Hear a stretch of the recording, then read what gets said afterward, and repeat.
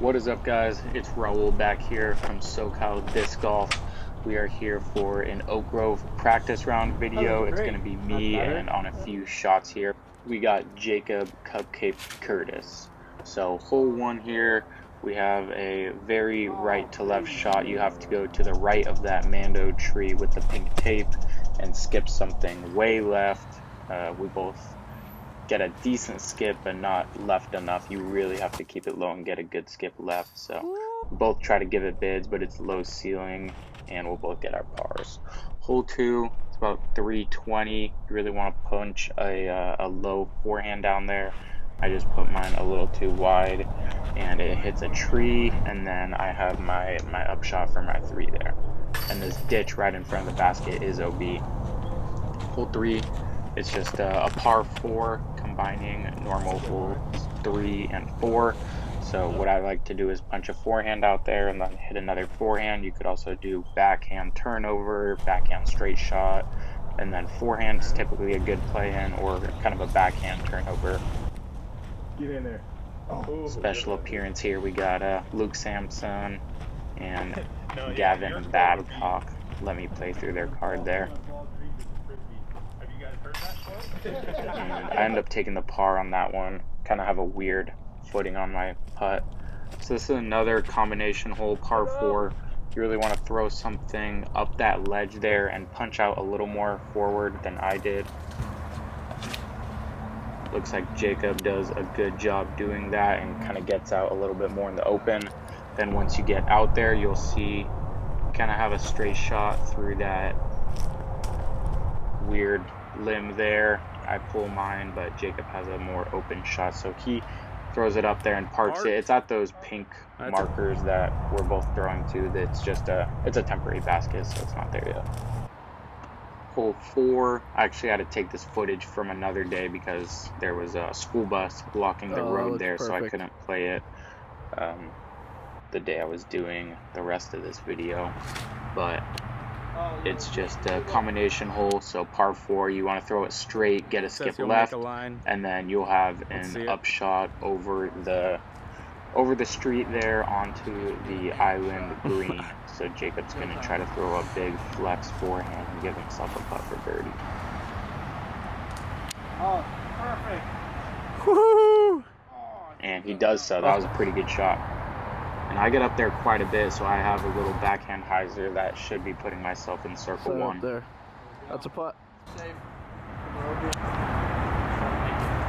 Birdie putt.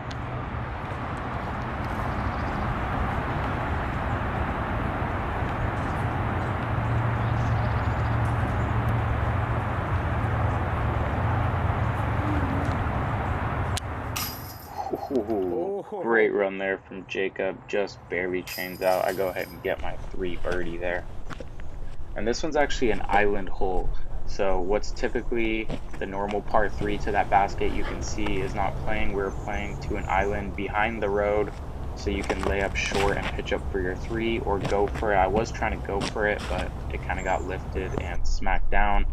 I probably will just lay up for my 3 in the tournament because the ceiling's so low. So that's probably going to hopefully be the result of my play in the tournament regardless. And this one is another really long par 3, so you kind of have to get one out there and then it bends off to the right. So really a forehand hyzer flip or kind of flex shot plays really well, but I'm just going to be throwing the backhand and trying to get my par on this one as well.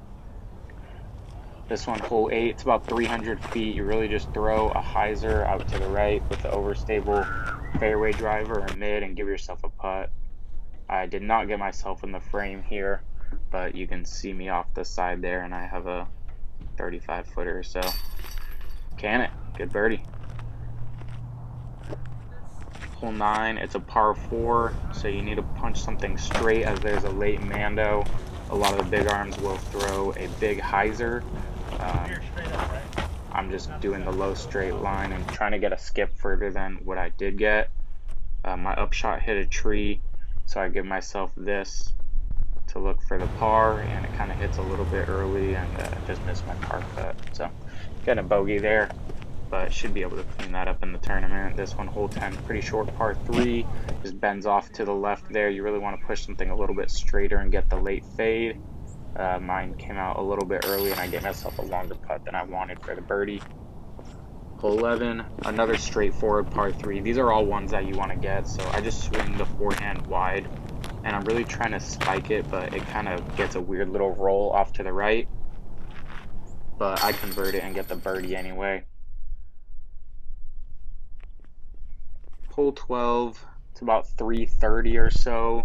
To the right of this fence line is OB, but there was a strong right to left wind, so I threw it really strong with the backhand off to the right and let it carry. This was just another practice shot. I threw the forehand against the right to left, and it kind of just pushed it and then faded out and actually parked it. So I think that was a good play. We'll see what I do depending on the wind in the tournament. Digging myself a putt. Here's the putt from the backhand, pushed a little bit left. Just missed it a little bit low because it was a headwind. Didn't fully commit. Here's an island hole. I think it's only about 230 feet. I think it was playing a left to right, so I threw something overstable, parked it for the birdie.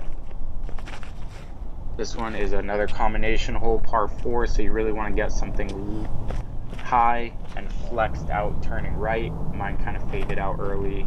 I still have a relatively easy upshot into the green, just throw kind of a forehand flex and give myself a putt for the birdie here.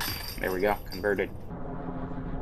And another combo hole, par 4, forehand. So just going through this gap, you have to go left of that Mando tree off to the right there, and then I give myself another forehand upshot to the green. There we go, little flex shot with the zone, give myself a putt right under the tree, but still get the birdie. Here's another par 4. You have to go right of that tree off to the left you see there and kind of throw a hyzer flip through that gap high. I get through, but I have a kind of a weird line, so I throw a forehand with a fast disc trying to get a skip right, and I do. So I will be giving myself a look and getting the birdie on that one too. So, ooh, here's a special guest, Steve Rico.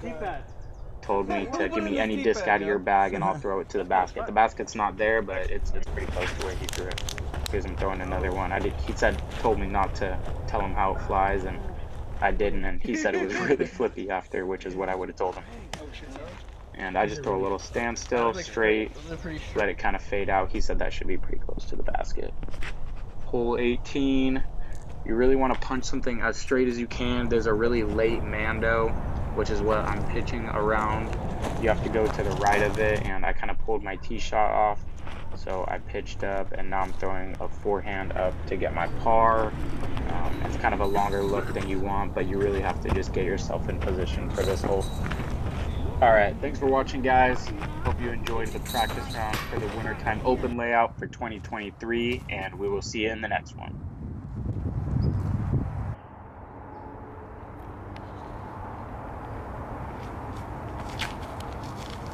Stable. Oh, park job. Let's go.